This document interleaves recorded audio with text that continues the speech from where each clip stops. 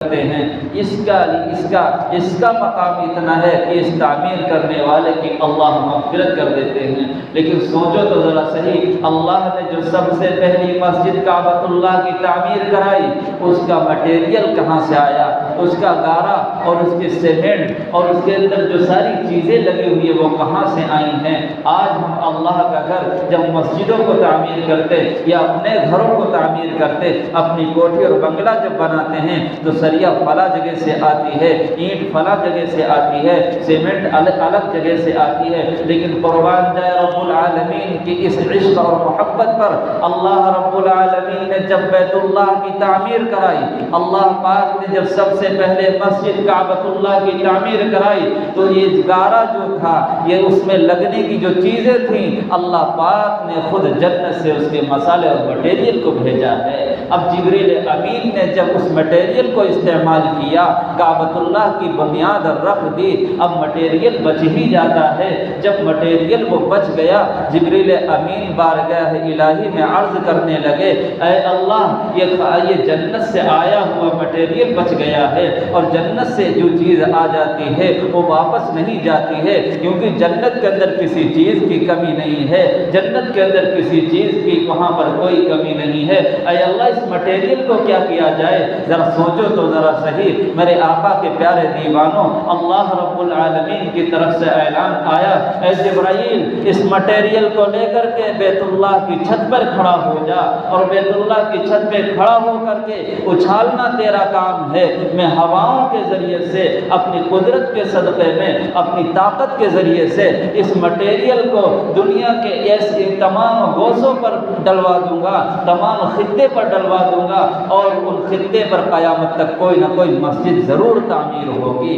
آج اس جو مسجد کے اندر جو بیٹھے ہوئے ہیں، اس سے پتہ چلا، اس نبی کے فرمان سے پتہ چلا، یہاں پر جنت کے مٹیریل کی یہاں پر ذرات آئے تھے، جنت کے مٹیریل کے یہاں پر ذرات آئے تھے، اور جہاں پر وہ ذرات پڑے ہوئے ہیں قیامت تک وہاں پر مسجد بن کر رہے گی، مسجد وہاں پر قائم ہو کر رہے گی، تعمیر ہو کر کے رہے گی۔ ارے ذرا سوچو تو صحیح، اللہ نے سب سے پہلے مسجد کعبۃ اللہ کے بنانے کے لیے کس کا منتخب کیا؟ ہم اپنی کوٹھی بناتے ہیں، مستری بریلی سے لاتے ہیں، اپنا بنگلہ بناتے ہیں، رامپور کے مستری کو لاتے ہیں، اپنا صحیح چیزیں کوئی بناتے ہیں، مراد آباد سے لاتے ہیں، لیکن قربان جائے رب العالمین نے جو سب سے پہلی مسجد بنائی ہے وہ مستری کون تھا؟ اللہ نے اپنے سب سے مقرب فرشتہ جبریل امین جو قرآن لے کر کے آتا تھا، اس کو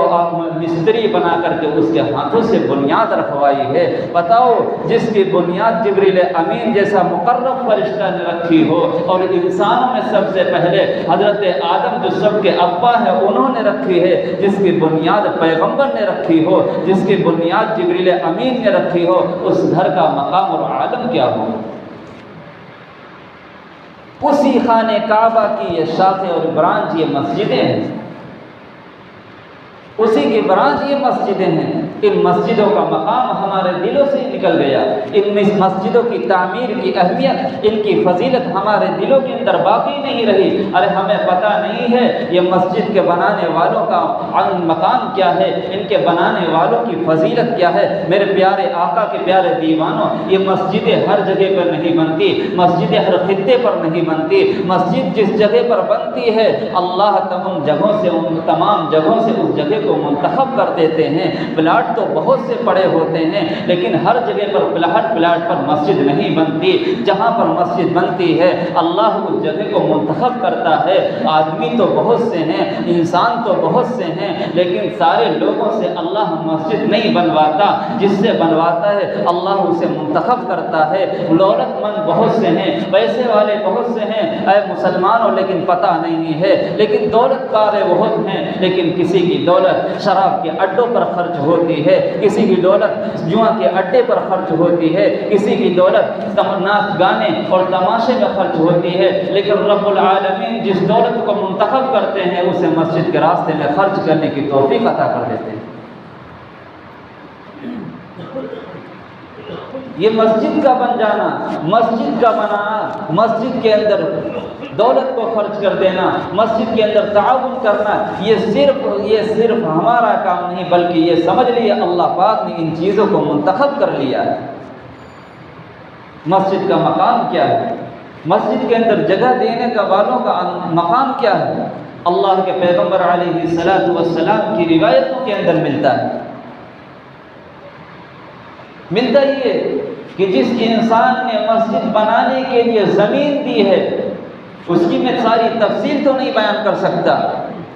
جس انسان نے مسجد بنانے کے لیے زمین دے دی ہے کہ اس پر اللہ کے گھر کو تعمیر کیا جائے، اللہ کا مکان بنایا جائے، اللہ کے گھر کو بنایا جائے، تو میرے دوستوں جب اس کے بدن سے روح نکل جاتی ہے، اس کے بدن سے روح جدا ہو جاتی ہے، سارے اعمال بند ہو جاتے ہیں، اب وہ نماز نہیں پڑھ سکتا، اب وہ صدقہ نہیں کر سکتا، خیرات نہیں کر سکتا، لیکن اس کی جگہ پر مسجد بن چکی ہے۔ میرے پیارے آقا کے پیارے دیوانوں، فرمان مصطفیٰ ہے کہ جب وہاں پر مسجد بن جاتی ہے اور وہ بندہ یہاں دنیا سے انتقال کر چکا ہے، لیکن اسی مسجد کے اندر جب اذان ہوتی ہے، اللہ اپنے قدرت کے ذریعے سے اس مؤذن کی اذان کی آواز کو اس کی روح تک پہنچاتا ہے اور بتلاتا ہے یہ اس مسجد کی اذان ہے جس کے لیے تو نے جگہ عطا کی، یہ اس مسجد کی اذان ہے جس کے لیے تو نے جگہ عطا کی تھی۔ اور قربان جائے پیارے آقا صلی اللہ علیہ وسلم کے فرمان پر۔ میرے دوستوں ذرا سوچو تو صحیح، پیارے آقا نے فرمایا یہ اتنی بڑی فضیلت کہ مؤذن کی اذان عالم برزخ میں اس کی روح کو بتلایا جاتا ہے کہ اس مسجد کی اذان ہے جس کے لیے تو نے جگہ دی تھی، جس کے لیے ساری چیزیں تو نے دی تھی، یہ اسی مسجد کی اذان ہے۔ لیکن ذرا سوچو تو صحیح، ارے یہ اذان تو بڑی اونچی آواز سے ہوتی ہے، لاؤڈ اسپیکر میچ سے ہوتی ہے، لوگ دینے والی بڑے بلند آواز سے دیتے ہیں، لیکن اس کی بات چھوڑ دو، ارے ایک بندہ جب رکوع کرنے کے بعد میں سجدے میں اللہ کے سامنے پڑا ہوتا ہے، سبحان ربی الاعلیٰ کی صدا لگاتا ہے، اتنی آہستہ لگاتا ہے، رب کعبہ کی قسم پڑوسی بھی نہیں سن سکتا ہے، ادھر کا بھی پڑوسی نہیں سن سکتا، ادھر کا بھی نہیں سن سکتا، اتنی انسان آہستہ سے کہتا ہے، لیکن جب وہ سبحان ربی الاعلیٰ کہتا ہے، اللہ اس کے سبحان ربی الاعلیٰ کی آواز مسجد میں جگہ دینے والے کی روح کو سناتے ہیں اور بتلاتے ہیں یہ اسی مسجد کے اندر سجدے میں سبحان ربی الاعلیٰ کہا جا رہا ہے جس مسجد کے اندر تو نے جگہ عطا کی۔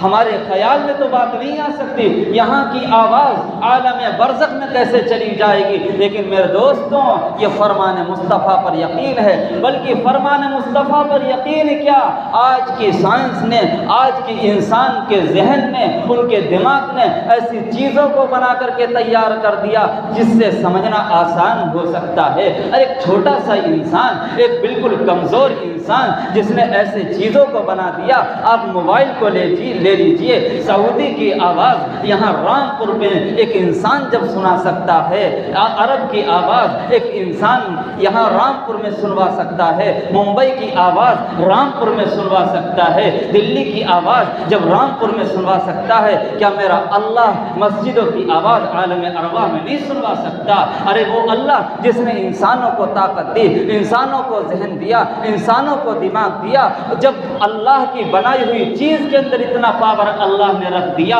کہ وہ سعودی کی آواز کو رامپور کی مسجد میں سنوا سکتا ہے، جو اللہ اتنا طاقتور ہے جس کی ان القوت للہ جمیعا، اللہ اتنا بڑا طاقت، ان اللہ علی کل شیء قدیر، وہ اللہ نہیں سنوا سکتا؟ وہ اللہ مسجد کی آواز کو، مسجد کے سبحان ربی الاعلیٰ کی آواز کو، مسجد کے سبحان ربی العظیم کی آواز کو جگہ دینے والے کی روح کو سنواتا ہے اور بتلاتا ہے اسی مسجد کی آواز ہے۔ اور یاد رکھو اللہ کے گھر کا اتنا مقام اور اتنی فضیلت اور اتنی اہمیت ہے مسلمانوں، اگر کسی انسان نے مسجدوں کے اندر، اللہ کے گھر کے اندر پنکھے لگوائے، کسی انسان نے قالین ڈلوائی، کسی انسان نے کچھ دوسرا انتظام کیا، تو سن لو اللہ کے فرمان کے مطابق سن لو، اللہ کے نبی نے تو ایک چھوٹی سی حدیث بیان فرمائی، ارشاد فرمایا جناب محمد الرسول اللہ نے کہ جس انسان نے مسجد کے اندر ایک چھوٹا سا چراغ جلا دیا، کیونکہ اس زمانے کے اندر لائٹ کا انتظام نہیں تھا، ان پنکھوں کا انتظام انتظام نہیں تھا، ان کولروں کا انتظام نہیں تھا، اے سیوں کا انتظام نہیں تھا، اس زمانے میں چراغ جلتے تھے۔ اللہ کے نبی نے اسی حیثیت سے حدیث بیان کی، لیکن اسی چراغ کی تفصیل میں آج کے زمانے میں کولر بھی آتے ہیں، اے سی بھی آتے ہیں، لائٹ بھی آتی ہے، پنکھے بھی آتے ہیں، جو کہ نبی نے اپنے زمانے کے حساب سے حدیث بیان کی۔ ارے حدیث کو سن کر کے معلوم ہوتا ہے اس مسجد کے آباد کرنے والوں کا مقام کیا ہے، مسجد میں دینے والوں کا مقام کیا ہے، ان کی فضیلت کیا ہے، اس گھر کا مقام اور اہمیت کیا ہے۔ فرمان مصطفیٰ ہے۔ میرے پیارے آقا کے پیارے دیوانوں، ذرا دل کے کانوں سے سننا، محمد الرسول اللہ نے فرمایا جو انسان اللہ کے گھر میں یعنی مسجد کے اندر ایک چھوٹا سا چراغ جلا کر کے رکھ دے تو اللہ کے حاملین عرش فرشتے یعنی اللہ کے وہ فرشتے جو اللہ کے مقرب ہیں، فرشتے جو عرش کے ارد گرد اللہ کا عرش اٹھائے ہوئے ہیں، وہ فرشتے اس انسان کے لیے، چراغ جلانے والے کے لیے مغفرت کی دعا کرتے رہتے ہیں۔ آج اگر مسجد کا امام مغفرت کی دعا کرا دے انسان خوش ہو جاتا ہے، اب تو بیڑا پار ہو گیا۔ اگر کوئی پیر دعا کرا دے انسان خوش ہو جاتا، بیڑا پار ہو گیا۔ ارے کیا مقام ہوگا ان فرشتوں کا جن سے گناہ کبھی ہوا ہی نہیں ہے، جن سے گناہ کا خیال نہیں ہوا، وہ معصوم فرشتے جو اللہ کے بغل میں اللہ کے عرش کو اٹھائے ہوئے کھڑے ہیں، وہ مغفرت کی دعا کرتے، ان کی مغفرت کا مقام اور عالم کیا ہوگا۔ اور قربان جائے جناب محمد الرسول اللہ صلی اللہ علیہ وسلم کی ذات اقدس پر اللہ کے پیغمبر نے اتنی حدیثوں کو بیان کر دیا مسلمانوں، شاید ہمارے ان جیسی حدیثوں کو ہمارے کانوں میں آج تک آواز ہی نہیں پڑی ہوگی۔ پیغمبر نے تو یہاں تک ارشاد فرما دیا، کسی انسان نے مسجد کے اندر اگر ایک صف بچھا دی، اس نے پیسہ خرچ نہیں کیا، اس نے دولت خرچ نہیں کی، بس صرف مسجد کے اندر آ کر کے اس نے صفوں کو بچھا دیا ہے، رسول اللہ کا فرمان ہے جب تک اس صف کے ٹکڑے ٹکڑے نہ ہو جائیں، اس صف کے خطے خطے نہ ہو جائیں، اس کے ذرات الگ نہیں ہو جائیں گے، اللہ کے 70,000 فرشتے اس کی مغفرت کے لیے دعا کرتے رہتے ہیں۔ لیکن آج مسلمان مسجد کے کاموں سے اتنا دور ہو چکے ہیں، اگر مسجد کا گیٹ بند ہے تو اسے کھولنے کے لیے تیار نہیں، مسجد کا مصلی اگر صحیح نہیں اسے سیدھا کرنے کے لیے تیار نہیں، مسجد کی صفیں اگر الٹی پڑی انہیں صحیح کرنے کے لیے تیار نہیں۔ کیوں؟ ان کے کانوں نے رسول اللہ کے فرمان نہیں سنے ہیں، ان کی آنکھوں نے رسول اللہ کی حدیث کو نہیں دیکھا ہے، ان کی زبان نے پیغمبر کے قول کو نہیں پڑھا ہے کہ ان مسجدوں کے اندر خدمت کرنے والوں کا، دینے والوں کا مقام کیا ہے۔ اور قربان جائے چونکہ ٹائم بڑھتا ہوا جا رہا ہے، میں اپنی بات کو مختصر لپیٹ کے کرتا ہوں۔ اور یہ مسجد جو ہے میں نے ایک بات کہی تھی، یہ کعبۃ اللہ کی شاخیں ہیں، کعبۃ اللہ کے برانچے ہیں، ان کی چھوٹی سی کہہ لیجئے بیٹیاں ہیں، ان کی اولاد ہیں۔ میں اس لیے اپنے الفاظ میں سمجھانے کے لیے عوام کو کہتا ہوں اور میں آسان الفاظ بیان میں استعمال کرتا ہوں۔ کیوں؟ میرا مقصد ہے عوام کو سمجھانا، میرا مقصد ہے آپ کے دل کے اندر باتوں کو اٹھانا، ورنہ میں فارسی بھی بول سکتا ہوں، میں نے فارسی بھی پڑھی ہے، عربی بھی پڑھی ہے، میں نے ساری چیزیں پڑھی ہیں، لیکن میں چاہتا ہوں میری بات عوام سن لے۔ میرا اللہ یہ نہیں دیکھے گا تمہاری قابلیت کتنی تھی، کہیں ایسا نہ ہو میں عربی میں بول کر، فارسی میں بول کر اپنی بڑائی تو کر لوں لیکن آپ کے ذہن میں بات نہ آئے، آپ کے ذہن میں بات نہ سمجھیو، میرا اللہ گریبان پکڑ لے۔ تم تو ممبر پر بیٹھ کر فارسی پڑھتے تھے، میرے بندے جو تھے وہ تو فارسی پڑھے ہوئے نہیں تھے، وہ تو عربی پڑھے ہوئے نہیں تھے،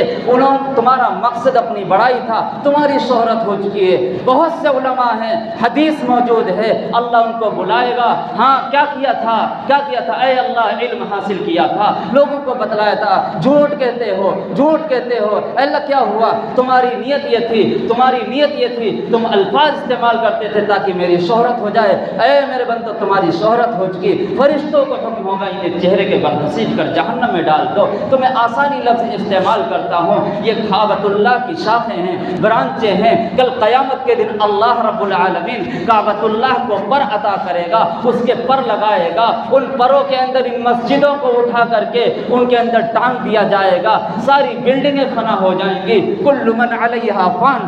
کتنی بڑی قیمتی کیوں نہ عمارت ہو، کتنی بڑی قیمتی ہی کوٹھی کیوں نہ ہو، ساری فنا ہو جائیں گی، لیکن کعبۃ اللہ اور یہ اللہ کے گھر مسجدیں ان کو چن لیا جائے گا اور ان کو کعبۃ اللہ کے پروں کے اندر ٹانگ دیا جائے گا، اس کے اندر اور ٹانگ کر کے ان سے کہا جائے گا، کعبۃ اللہ سے کہا جائے گا اب تمہارے اندر مسجدیں آ چکی ہیں، تم مسجدوں کو لے کر کے جنت میں داخل ہو جا، کعبۃ اللہ جانے کے لیے اسٹارٹ ہوگا، چلنے کے لیے تیار ہوگا۔ آپ سوچ رہے ہوں گے کعبۃ اللہ کیسے چلے گا، زمین کیسے بولے گی، جو کہ وقت نہیں ہے، یہ زمین بھی بولے گی، یہ دیواریں بھی بولے گی، یہ میں نہیں کہہ رہا، سورہ زلزال کے اندر تفسیر پڑھو، یومئذ تحدث اخبارہا، 4 گواہ ہیں جو کہ وقت نہیں ہے، پہلا گواہ ہے یومئذ تحدث اخبارہا، یہ زمین جو ہے اخبارہا یہ خبر کی جمع ہے، خبر کے معنی وہی سمجھ لیجئے جو آج کل خبریں آ رہی، اخبارہا زمین اپنی خبریں بیان کرے گی کہ اے اللہ فلاں کا بیٹا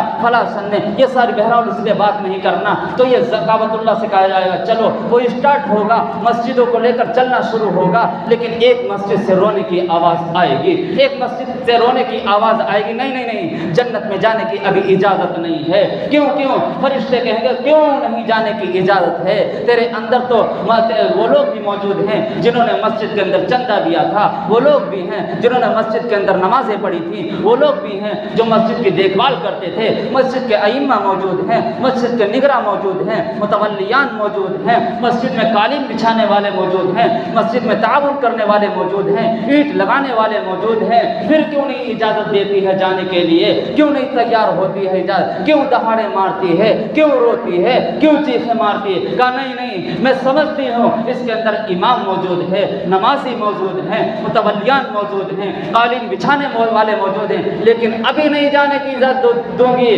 کیونکہ ابھی ایک سواری میری کم رہ گئی ہے، میری ایک سواری ابھی کم رہ گئی ہے۔ فرشتے کہیں گے بتاؤ تو صحیح، کہ تم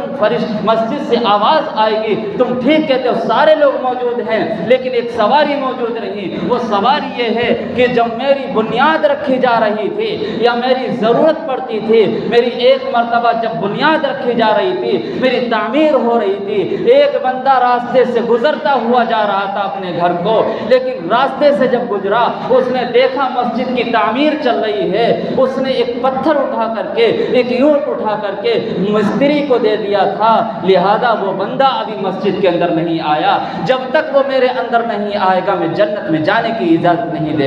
دے سکتی، لہذا اس بندے کو لایا جائے گا جس نے صرف ایک مرتبہ ایک تعاون چھوٹا سا کیا، یعنی اینٹ اٹھا کر ایک مستری کو دے دی، لہذا اس کو لایا جائے گا اور مسجد کو راضی کیا جائے گا، پھر تمام لوگوں کو لے کر کے مسجد جو ہے جنت کے اندر داخل ہو جائے گا۔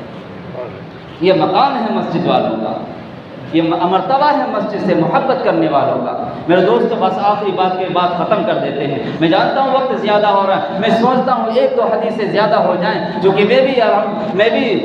بھی سمجھتا ہوں کہ پریشانی ہو رہی ہوگی، لیکن میں بھی چونکہ 1-2 ہفتے سے بیمار ہوں، میں بھی بیمار ہوں، لیکن جب سنانے محمد الرسول اللہ کا فرمان بیٹھتا ہوں مجھے بیماری کم لگتی ہے، مجھے کمزوری کم لگتی ہے، جو کہ فرمان مصطفیٰ کو سناتے سناتے اگر بیماری بڑھ جائے، فرمان مصطفیٰ کو سناتے سناتے انتقال ہو جائے، اس سے بڑی سعادت کوئی نہیں ہو سکتی، اس سے بڑی کامیابی کوئی نہیں ہو سکتی۔ میرے دوستو ذرا سوچو تو صحیح، ارے یہ تو مسجد کا معاملہ تھا، اب دوسری باری آتی ہے، مسجد جب بن جائے اس کی صفائی کی باری آتی ہے، اس کی ستھرائی کی باری آتی ہے۔ آئے مسلمانوں، کیا صفائی کا مقام حدیث میں نہیں ہے؟ کیا صفائی کا مقام اسلام میں نہیں ہے؟ یہ مسجد کی صفائی کی ذمہ داری کسی ایک انسان کے ذمہ نہیں ہے، کسی ایک انسان کی کام نہیں ہے۔ اگر جس مسجد کے اندر صفائی کا خادم ایک خاص طور سے متعین ہے اس کی تو بات الگ، لیکن جس میں متعین نہیں ہے اس میں تمام نماز پڑھنے والوں کا،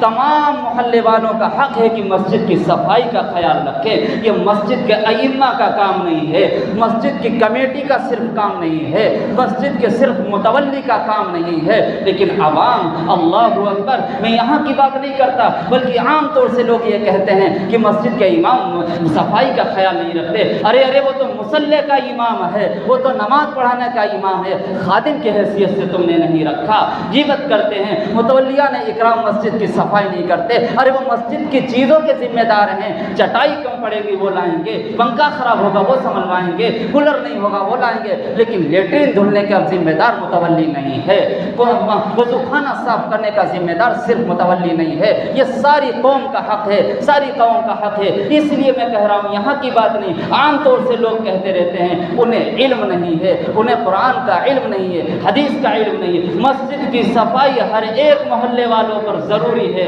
اور مسجد کا صفائی ایک اہم فریضہ ہے. اے مسلمانوں, اگر کوئی متولی مسجد کے اندر جھاڑو نہیں لگاتا, آپ اس کی غیبت کرنے کا بالکل حق نہیں. اگر کوئی انسان کہتا ہے وہ صفائی نہیں رکھتے تو یہ گناہ کرتا ہے. مسجد کا امام اگر 5 وقت نماز پڑھا دیتا ہے, اپنے حق سے ادا ہو رہا ہے, صفائی کرنا اس کی ذمہ داری نہیں. اگر وہ کرتے اس کا احسان ہے. اور ایسے متولی کم ملیں گے کہ جو مسجد کے اندر جھاڑو دیتے ہوں, جن کو اللہ نے دولت دی ہو, جن کو جمال دیا ہو, حسن دیا ہو, عہدہ اور مقام دیا ہو, پھر وہ مسجد کے اندر اگر جھاڑو لگا رہے, یہ ان کی تواضع ہے, ان کی عاجزی ہے, ان کی انکساری ہے, اور ان کی ایک خوبی ہے. اسی طریقے سے مسجد کے اندر اگر امام جو ہے صفائی کا خیال رکھتا ہے, اور جو نہیں رکھتے ہیں, اگر مسجد کا امام جو صفائی کا خیال رکھتا ہے, جسے اللہ نے قرآن کا علم دیا, معانی کا علم دیا, تفسیر کا علم دیا, حدیث کا علم دیا, پھر وہ مسجد کے اندر اگر جھاڑو لگاتا ہے, یہ اس کی تواضع ہے, اس کی عاجزی ہے. لیکن اگر وہ نہ لگائے, ایسے انسان نہ لگائیں, تو ان کو صفائی کرنے کا آرڈر دینا بالکل کسی کی ذمہ داری نہیں ہے. آج کل اتنا معاشرے کے اندر یہ خرافاتیں پھیل گئی ہیں, اور صفائی کا مقام ایک حدیث بیان کر کے میں بات ختم کر دوں گا. اے مسلمانوں, صفائی کا مقام کیا ہے؟ اللہ کے پیغمبر کے زمانے میں رسول اللہ مسجد نبوی کے اندر جب نماز پڑھتے, اس کے اندر ایک عورت کوڑا کرکٹ اٹھا دیا کرتی. کچھ دنوں کے بعد اس عورت کا جب انتقال ہو گیا, پیغمبر کو خبر نہیں دی گئی, رات میں انتقال ہوا. چونکہ اس زمانے میں انتقال ہوتا تھا فوراً دفن کر دیتے تھے. چونکہ اب تو ترقی کا زمانہ ہے, آج کے مسلمان دین سے زیادہ واقفیت رکھتے ہیں, آج کے مسلمانوں کو نالج زیادہ ہے. وہ دو دن اپنی لاشوں کو, میت کو